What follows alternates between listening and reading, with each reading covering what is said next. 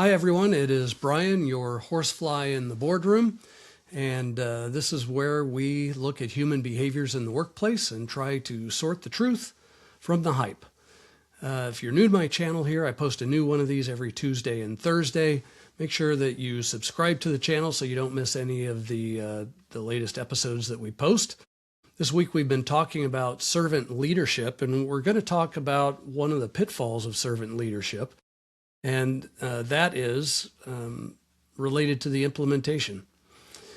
Like most things, actually, this would apply to many things other than just servant leadership.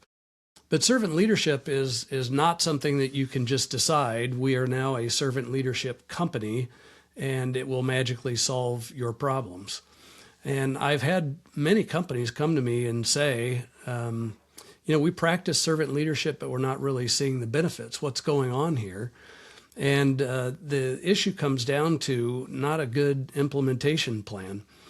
And that comes down to a question of culture. Some cultures, it's fairly easy to make that transition over to servant leadership. Other cultures, not so much. So for example, if you have a culture where, managers are rude and don't pay attention to employees, and they dictate and rule by power, you can imagine that would create some underlying tension that then when you say that I'm a servant leader, there would be doubt about that. Matter of fact, they would question your motives and withhold cooperation, or possibly even just confront the decisions that you're making.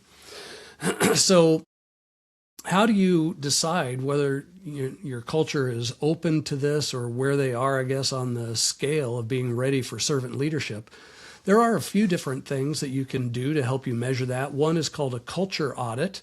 That gives a baseline of trust, empowerment, perceived ethics, and employee growth opportunities. Tells you a little bit then about where you have to work in order to make the servant leadership work for your organization. You can also do leadership behavior inventory. This identifies which one or multiple ones of the 10 core servant traits are missing. So for example, empathy, humility, stewardship, etc. And then lastly, you could do what's called outcome mapping, which links your current culture to performance metrics like turnover and engagement. And you would do that because servant leadership is known to improve these outcomes.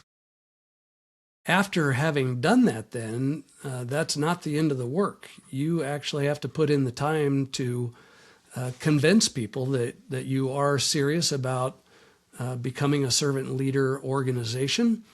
And this starts like most things at the top. The best thing that you can do for implementing is make sure that you have an executive champion.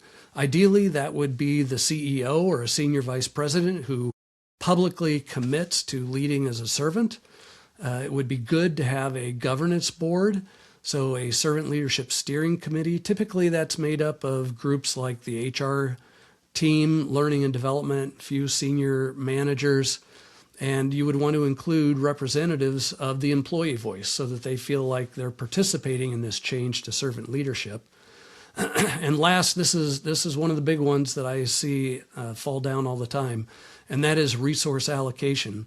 This comes with a cost. In order to implement this and do it well, you have to have a budget for training, coaching, and that might include individual coaching for some leaders who are having a difficult time transitioning to the servant leader model, and for some measurement tools.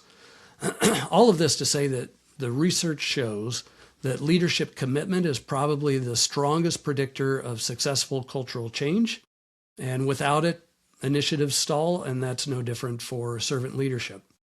So I hope that helps. Thanks for stopping by. I look forward to seeing you at our next session.